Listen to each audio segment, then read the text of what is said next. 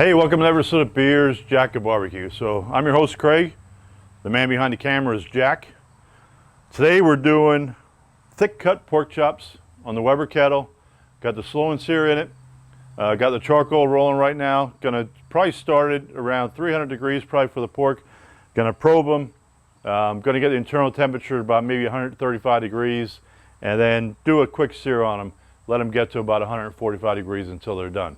So what I'm going to do as well too, because we did some tomahawks and some people were asking about how long the indirect side worked or took, and I was only guessing because we really don't pay attention to it. We have a beverage, we put the probes in it, and we kind of let that do the talking. But I'm actually try to, if I can remember, set a timer, and if I can remember, check that timer when we actually go to sear these. So I already hit them with some Killer Hogs, the all-purpose rub there, basically garlic, salt, pepper. Trying a Cosmos disposable cutting boards. Kind of nice here. Brought it out in the porch, threw it on the boards here. Once I do get these on the grill, this thing gets thrown away.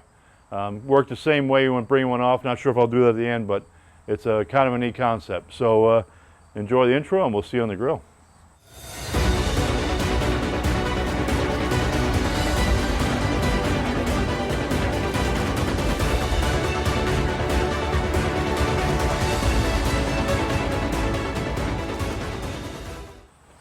All right, so we're gonna throw them on the grill. Like I said, we're gonna do them indirect. Got the grill, like I said, fired up here. Got a couple size, different pork chops here.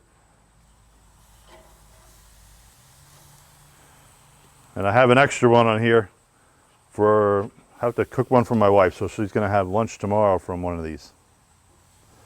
So we'll see what happens. So we're gonna let these go on, probably turn them when they get to maybe about 90 to 100 degrees, and we'll see you then.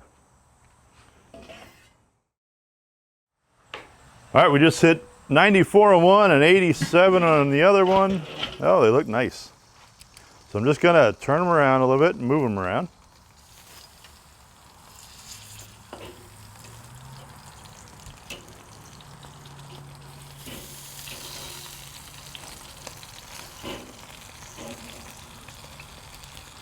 I get that one to the side a little bit because of cooking evenly. All right, we're gonna bring it back maybe 135 to 140.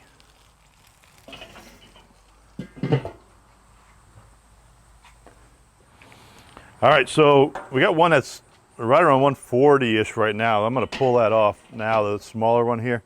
I'm also gonna check the other one, but gotta let the big boy kind of catch up in temperature before we do the searing part of it.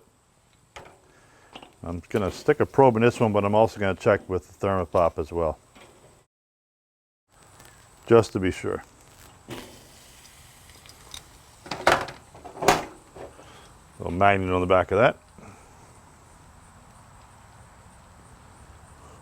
And we'll see what this does, but that's saying around 140-ish as well, so I'm going to just close it down here for a second. I might pull that one off as well. All right, so like I said, I did check the other one. I left it on for another minute or so, and I'm going to pull that one off as well. So all we got to do is let the big boy come up, and then we'll sear them all together. These are, like I said, both were sitting around 141, 142 area. So we'll be back in a little bit. I'll move this to the middle. Yeah, looking good though.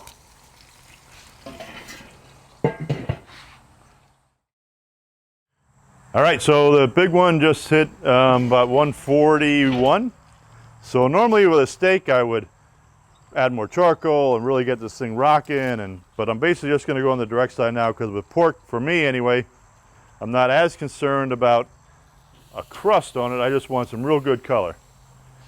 And we're gonna bring the other two back and do the same with those. So about a minute on the side right now. I'm not going to close the grill down.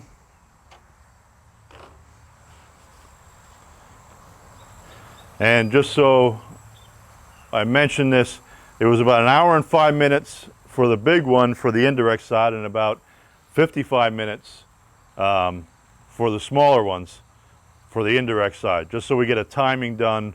I know people asked that before, like I said, on the tomahawk steaks. but I want to just give you a full time for indirect. Again, this is my grill running charcoal at 350, 400 degrees on the indirect side. All right, so we're gonna turn them around.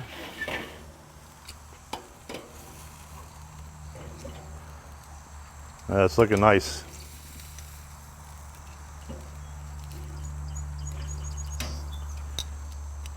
Leave those go another minute, maybe a minute and a half. We just want to watch for no flaming. All right, one more flip. So just do a little bit more color here and we'll see what the other side looks like at this point.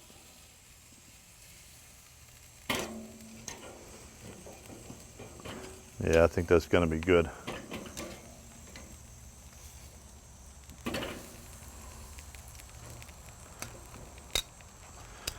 And then we'll be pulling them off. All right, we're going to yank them off.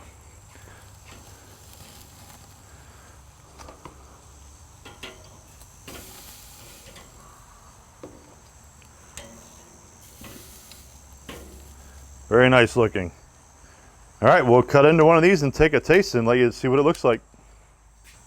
As always, cheers.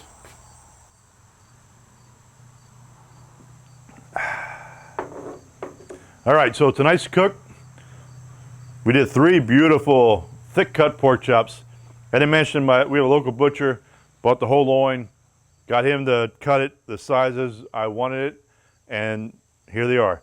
So tonight, there's only 2 here. Put one away for my wife for lunch tomorrow. We did them on the Weber Kettle with the Slow N Sear in there. Did it indirectly until they reached about 140 to 142 degrees, shooting for 145.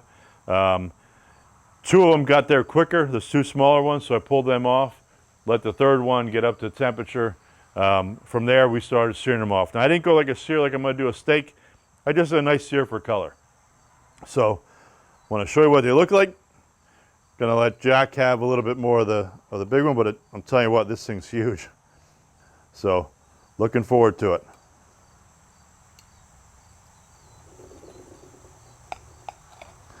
Nice and tender. Kind of perfect done. Nice and juicy. Like I said, shooting for 145, which is pretty much medium. See what it tastes like.